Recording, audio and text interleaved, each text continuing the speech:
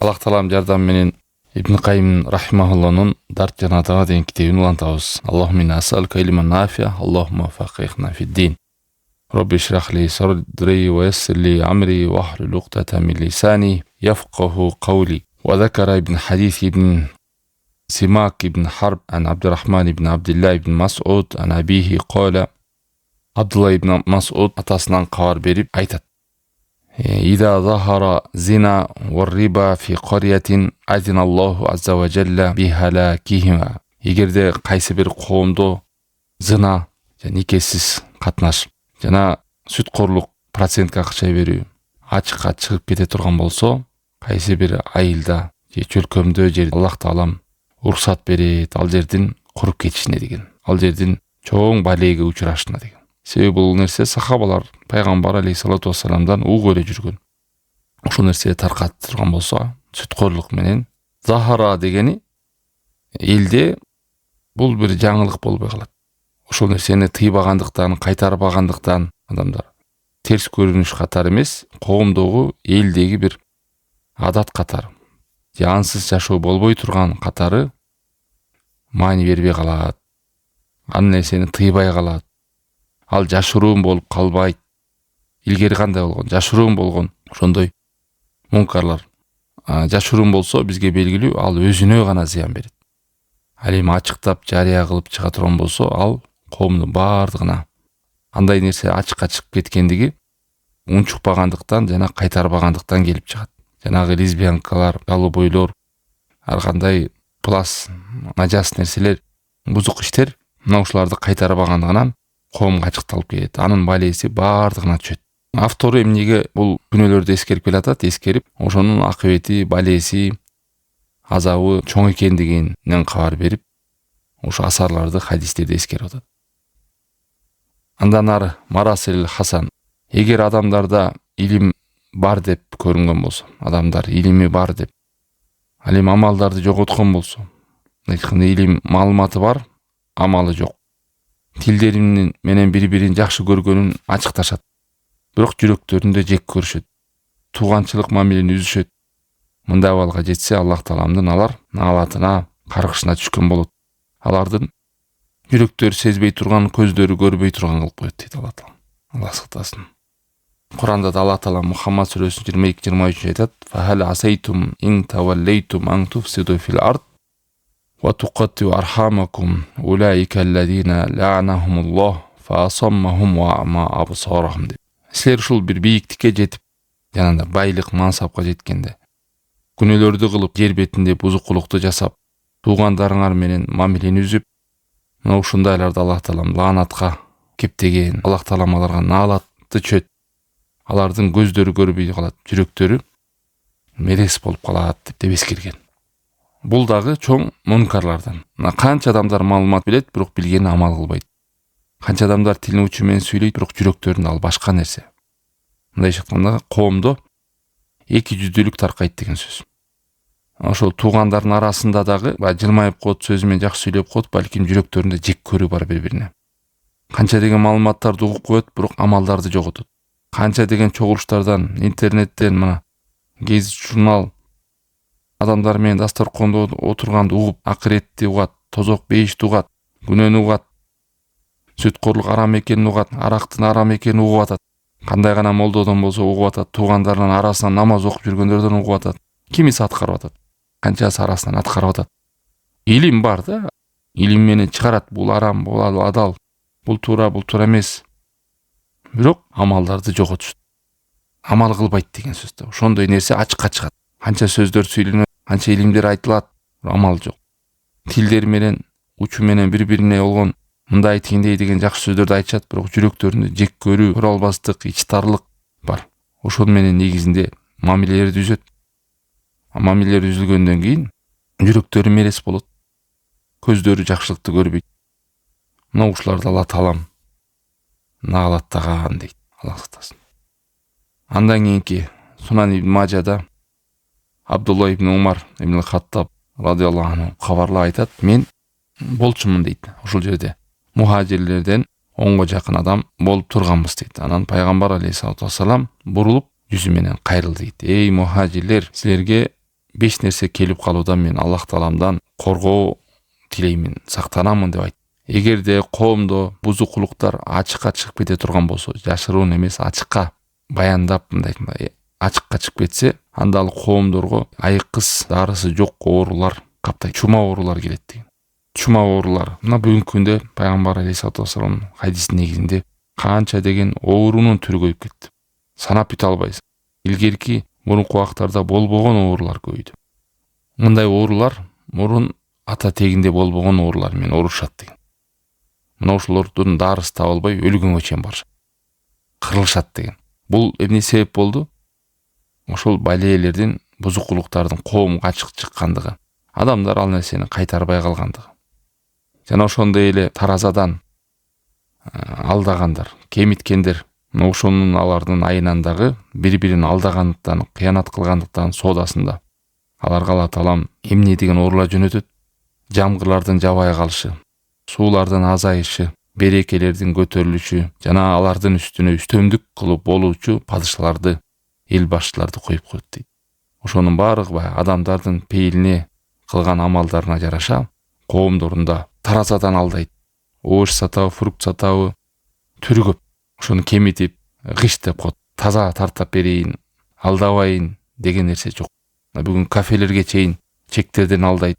Унчукпаса кошуп коюшат. Кээ бирлер учурда мамлекет мыйзам чыгарып үстүнөн жанагы эмнени албагыла десе болбой, кээ бирлер үстүнөн алып атат. Куранда Алла Таалам айтат, Араф сүрөсү 85-аят, таразаны тилер таза так тарткыла. Бекем болгула ушул нерсеге деген. Вала табхасун нас ашяахум, адамдарга кыянат кылбагыла, алдабагыла, айлекелик жасабагыла, куйтулук кылбагыла, соода сатыкта. Ар кандай ловкость, кумарлык жолдорду колдонбогула деген. Акчаларын шилип, ар кандай түрлүү түркүн жол менен алдап, ар кандай схемаларды, пирамидаларды, бүгүнкү сетевой маркетингтерди, кумарлардын түрлөрүн муну алсаң мындай болот, анан тигини мындай деп, бул жагынан кумарлар, биягынан ловкость, биягынан куйтулук, биягынан алдагандар, таразадан башка да түрлөр көбөйүп кетти бүгүн алдоон жолдор. Аллах Таалам адамдарды алдабагыла, кыш кылбагыла, кыш деген ушул взятка жолу, кумар жолу, аферисттер көбөйдү, акчаларын соода эмес мындай эле алдап кетип калгандар. Мына ушундайлар күчөп кетсе коомдо, суулар, дарыялар азаят. Мындай кылган сөз менен айтканда каарлар аз жаап баштайт. Мөңгүлөр азаят, суулар, көлдөр, суулар жоголо баштайт деген. Кудуктар тартылып кетет. Бүгүнкү күндө биздин тил менен айтканда скважина казканда мурун 70-40 метрден чыкса 150 метрден чыгып атат дейт. 150-200ден чыгып калган жерлер 200 эмес 300 алыс качып кетип атат суу. Жерлер кургак болуп, суулар азайып, жамгырлар жаабай, кургакчылык каптайт деген. Мына ушул нерсе коомдо жанагы бузукулук иштерди тыйбаганда, колго албаганда өсө берет, көбөйө берет, оорулар.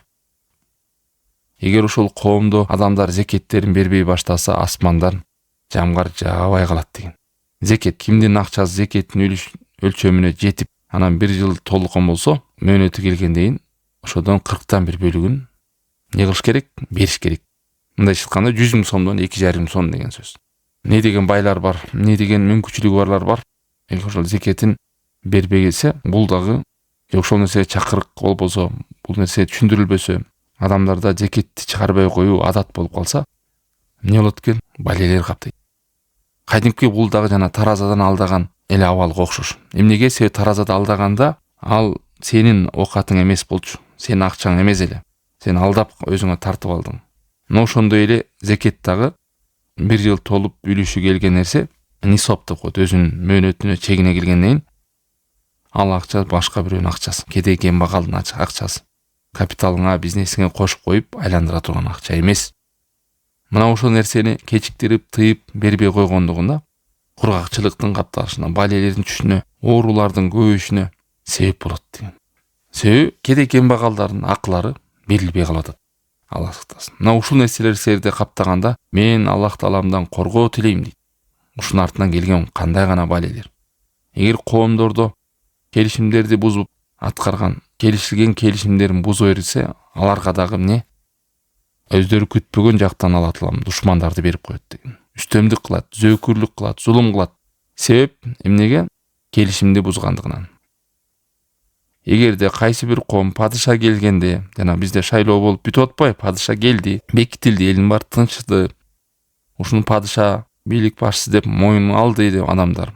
Анан ошого баш ийиш керек. Ошол жерде баш ийбеген, кыянат кылгандар, эл башчысына каршы тукургандар, эл башчысына кулатууга, аны жамандоого, айыптоого, айбатын чүрүүгө чакырык кылгандар, эки жүздүүлөрдүн артынан сүйлөп жалган айткандар, жамандагандар бүттүгү келишимди бузгандарга кирет.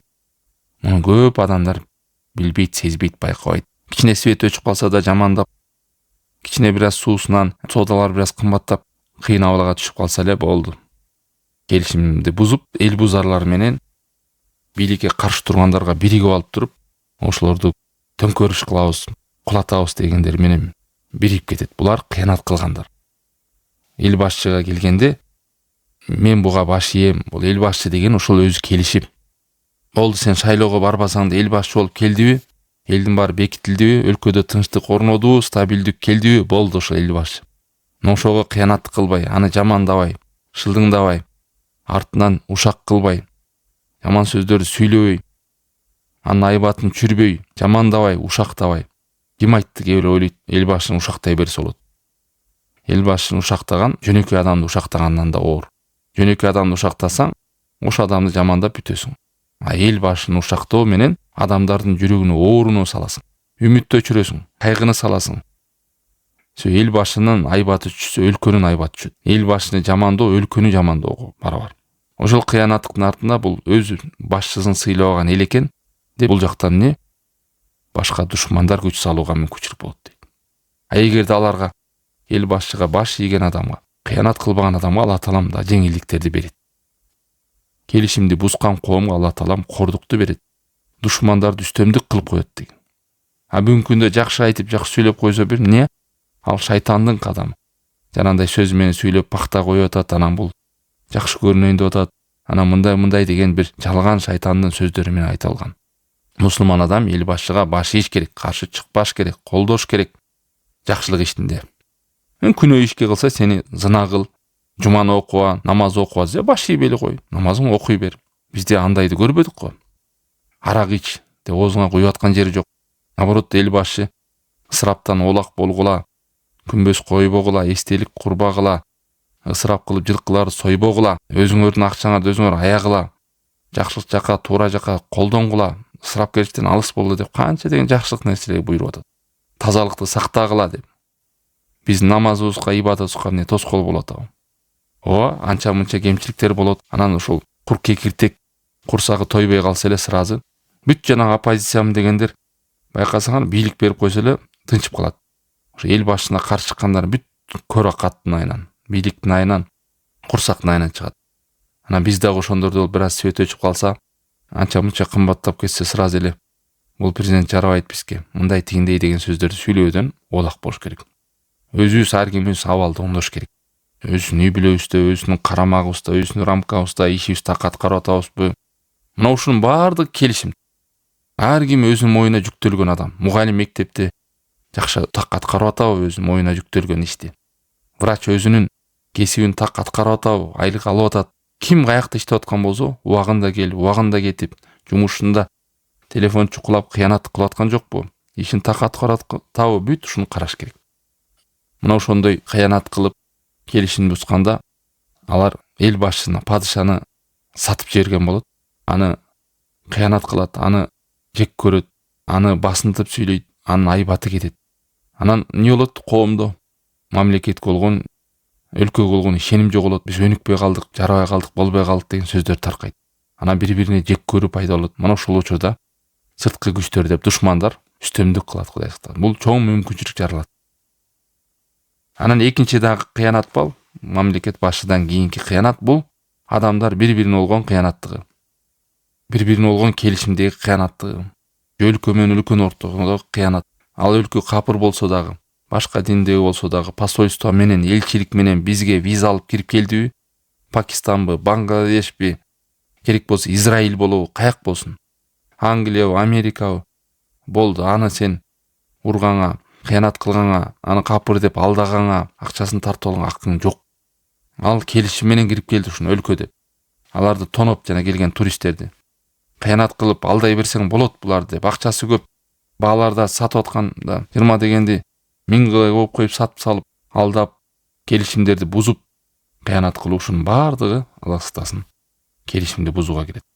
Элчилик менен келген жолдор, виза менен келген, жумуш келишим менен кирет.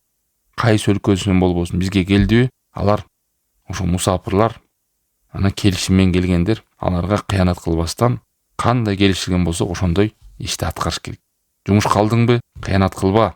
Аны өлкөсү көргөн жок, билген жок. Биякта өзүм карамыма багып атам, каалаганым кылам деп. Эртеменки саат 8ден кечки 5ке чейин келишкенби, болду 5 бош. Анан дагы башка иштериңе жүктөп, паспортун алып алып, кулдай кылып кыйнагандар бар экен. Мына ушинтип адам өз сезбеген жактан өмүрүнө берекесин качырат, ырыскысын арам кылып алат, өзүнө караңгылыкты, кыйынчылыкты жаратып алат. Ошол жеп аткан тамагы менен, кылып аткан мамилеси менен, бузуп аткан келишимдери менен жашоосуна балелерди чакырып алат. Кимде ким ушундай кадамдарга бара турган болсо, келишимдерди бузууда Аллах Таалам сөзсүз өч алат. Өч алганы ошондой. Бирөөнү алдап жүрдүң эле, сени да чоң алдаган бирөө табылат. Бирөөгө зулум кылып жүрдүң эле, сага да зулум кылган табылат. Бирөө кыянат кылдың, сага да кыянат кылган. Керек болсо сага үстөмдүк кылып сени коргула турган адамдар үстүңөн пайда болот. Аллах Таалам Нахл сүрөсү 91-аят айтат: "Ва ауфу би ахдиллахи иза ахадтум." Эгерде келишсеңер Аллах Таалам менен, анда келишимди бек тургула деген. "Вала танқудул аймана бa'да тавкидиха." Келишимдерди бузбагыла келишилгенден кийин. Хадисте айтат: "Ман катала муахадан лам ярих раихатал жанна." Кимде ким кайсы өлкөдөн келген бир келишимдеги келген адамды элчилик менен, виза менен келет. Капыр өлкө, кайсы өлкө болбосун. Мына ошону капыр деп, же болбосо аны мисалы бүгүн Израиль менен Палестина согушуп атат дейли. Ана ошо Израилдин бир адамы келип калса элчилик менен, булар мусулмандар менен согушуп аткан калк болчу, мен муну еврей экен деп туруп өлтүрүп салдыңыз да. Эмне сооп табасызбы? Мына ушул хадисте айтат, эмне кылат дейт? Кимде ким өлтүрүп салган болсо, ошо келишилип менен келген адамды. Ва инна рихаха тужаду мин масират 40 ам. Ал бейиштин жытында жыттабайт деген. Болбосо бейиштин жыты ушундай 40 жыл аралыктан жыттанып турат. Жыты келген ошондой аралыкта адам алыстыкта кетет.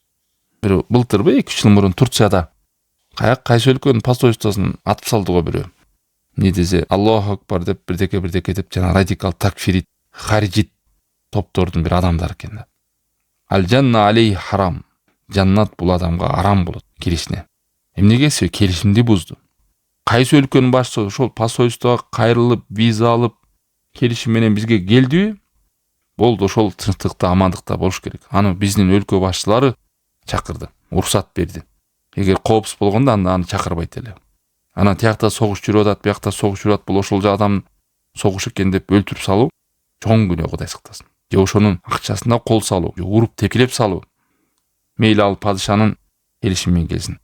Же болбосо мамлекет менен жана элчилик менен мусулман болбосун айырмасы жок. Ал эң негизи келишим менен кирип келди.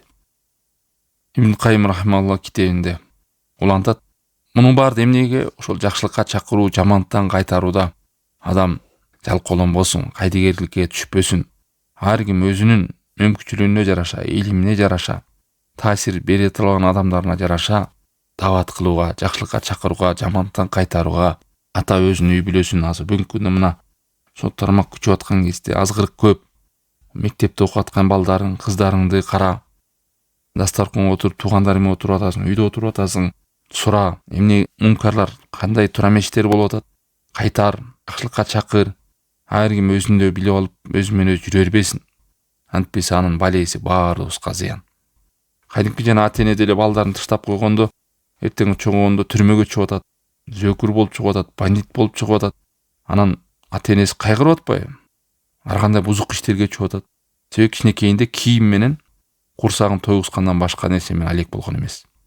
Ошо кийим кийгизип коюу, курсагын тойгузуп коюу ата-эненин негизги милдети экен деп ойлогон. Ошон үчүн тарбия деген бул курсак тойгузуу, кийим бүтөө эмес. Тарбия деген ошон өстүрүү. Кандай денеси өсүп аткан болсо, ошонун мээсин да ошондой өстүрүш керек. Мээси кандай денеси өсүп аткан болсо, ошонун руханий абалы да ошондой өсүш керек.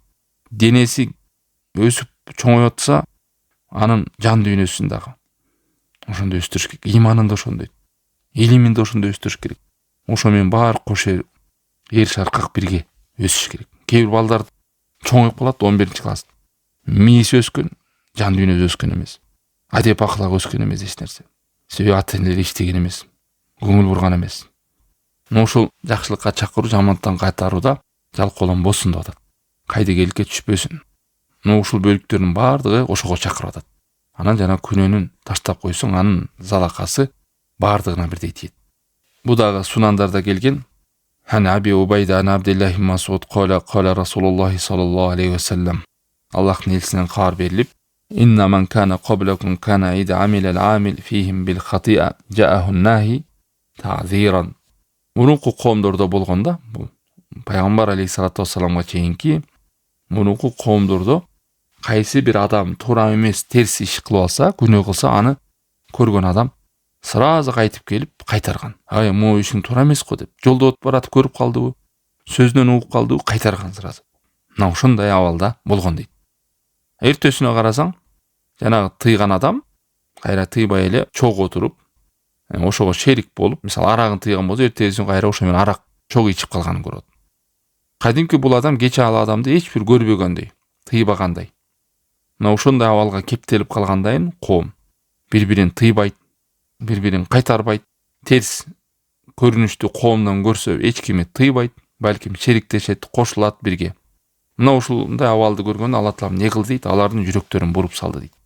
Жүрөктөрүн буруп салды, жана Алла Таала өзүн алат, аларды лаанатка түшүрүп койду. Мурунку Бани Исраил коомдорун айтып атат да. Пайгамбарлардын тили менен керек болсо, Дауд пайгамбар, Иса пайгамбар тили менен. Эмне себеп болду ушуга? Күнөөлөрдү кылчы, душмандыктарды туура эмес иштерди кылчы, бири-бирин кайтарбачы. Эми мен Мухаммаддын колу, жаны Аллахтын колунда турган зат менен ант ичем деп атат. Жакшылыкка чакырбасаңар, жамандыктан кайтарбасаңар, тыйбасаңар, ошол бузукулукту алдын ала албасаңар, анда Аллах Таалам силердин жүрөгүңөрдү дагы буруп коет дейт. Мурункулардын бургандай. Жана силерди наалатка түшүрүп коет дейт. Мурункулардын наалатка түшүргөндөй. Көрдүңүздөрбү? Терс ишти көргөндө кайтарбай коюунун кандай кооптулугу чоң. Бул деген важип нерсе.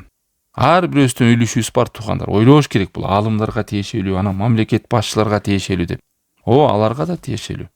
Бирок сага да тиешелүү. Сенин илимиңе жараша, мүмкүнчүлүгүңө жараша. Ар бир адам, үйдөгү аял өзүнүн кыздарын контролдото, ата-эне балдарына контролдото, бир аз тосо угуп маалымат алып жүргөн кошунаң менен канча жерде отуруп атасың, ошо мункарларды тыюуда бир сенин үлүшүң барбы? Же болбосо жок эле дегенде мүмкүн мына кээ бир сабактар чыкса, ошону бөлүшүп коебу, статустарына бөлүшүп, сот тармактарына бөлүшүп, өздөрүнүн группаларына бөлүшүп. Ушул дагы жакшылыкка чакыруу, жамандыктан кайтаруу эң жеңил жол. Ошону да кылбай кайдыгер болуп, кеңкелес болуп жүрөрү бул коркунучтуу абал. Антип таштап койгон болбойт деген сөз. Аллах Таалам Куранда айтат, Али Имран сүрөсү 104-аят. Валтакум минкум умматун яд'уна илал хайр ва я'муруна бил ма'руф ва янхауна 'анил мункар ва улаика хумул муфлихун. Силерде ушундай топ болсун, жакшылыкка чакырган, жамандыктан кайтарган. Ушулар кутулуучулар деген. Пайгамбар алейхиссалату вассалам не деди? Силерден бир терс ишти көрсө, колу менен кайтарсын. Мына колу менен, ушу ата-энелер колу менен кайтарып коет. Себеби контролу бар, власть бар өзүнүн балдарына. Ал эми эл башчылар кол менен деген ушу бийлик менен кайтарып коет. Мыйзам чыгарат, мону колдонбогула, бул арам, бул туура эмес деп.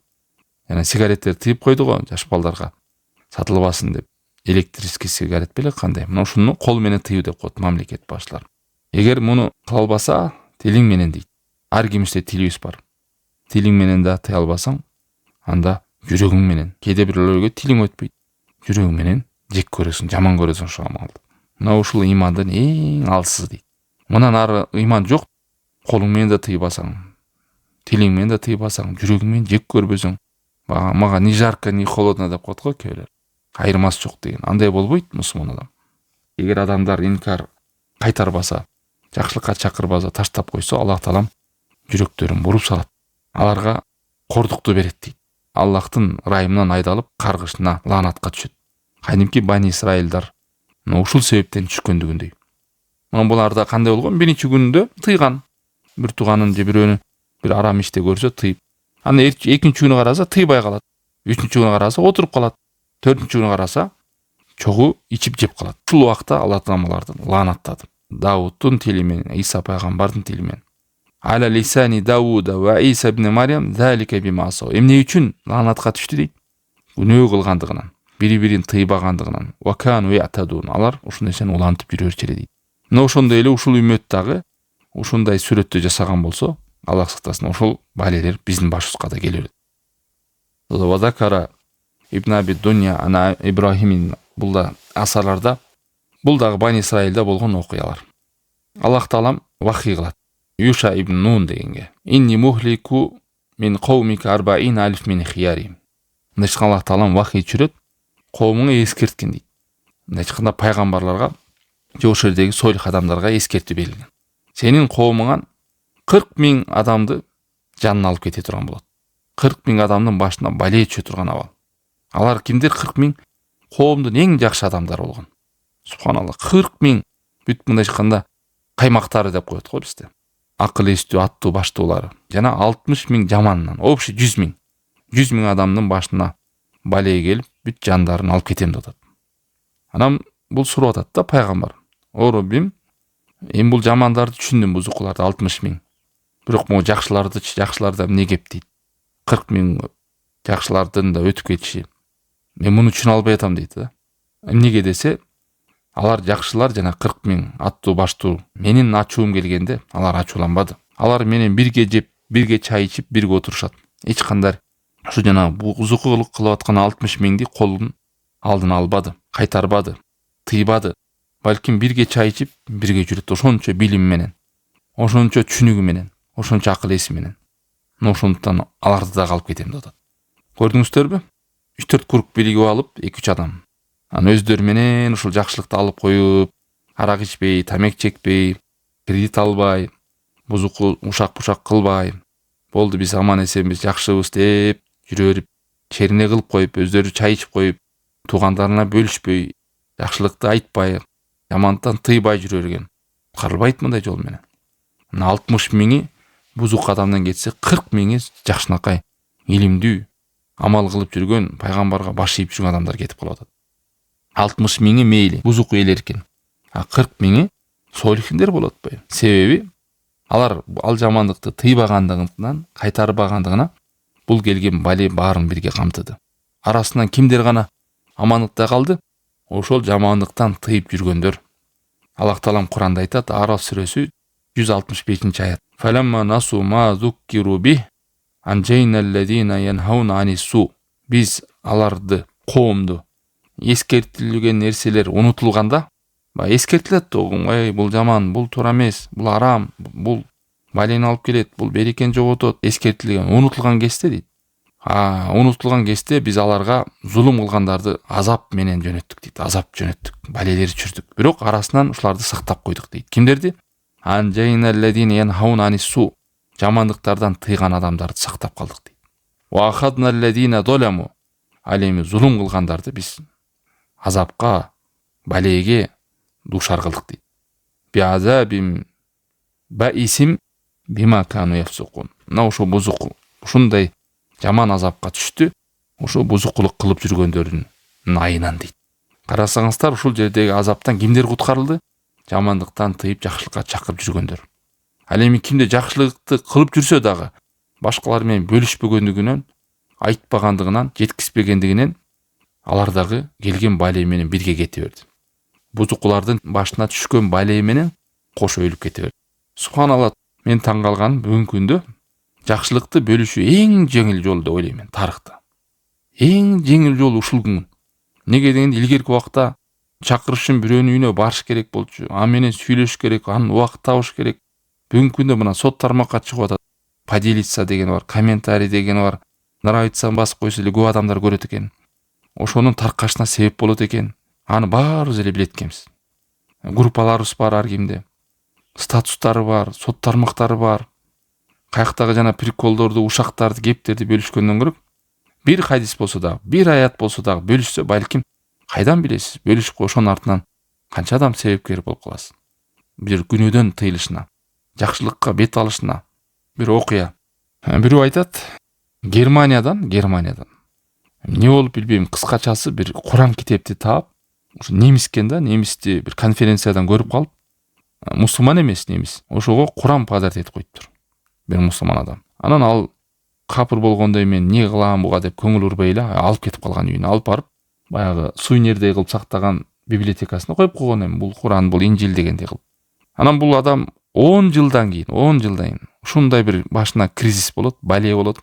Тияка бияна чуркайт, анан ооруйт. Бир күнү болот да, адам башына стресске түшкөндө, байланысага түшкөндө байкасаңыздар, мындай искренний болуп баштайт. Укса дагы дитимен угат, окуса дагы адам өзүнүн өмүрүн бир сыйра кайталап чыгат, перезагрузка кылат. Бул дагы бир Куранды деле окуп көрөйүнчү дептир. Окуп көрүп, бир эле аят жүрөгүнө таасир берип, сразу ислам сентилеги бар, исламды кабыл алыптыр. Жанагы адам исламды кабыл алып, ишин баарын иреттеп, илим алып, ол адам канча дейт, 1000ге жакын немиске исламга киришине себепкер болду. Эми суроо, ошол адамдын динге киришине ким себепкер болду? Жанагы мусулман Куранды подарить этип койгон. Качан? 10 жыл мурун. 10 жылдан кийин мына исламга кирип атат. Анан канча азыркы күнгө чейин 1000ге жакын немистин исламга киришине себепкер болду. Бул жакта жанагы ошон үчүн жакшылыкты мындай жеңил караба деген ошол. Бөлүшүп кой, сен билбейсиң аны. Канча адам балким ошонун артынан көрүп, канча адамдар балким себепкер болуп каласың. Ошол курал баарыбыздын колубузда бар. Баарыбызда телефон бар.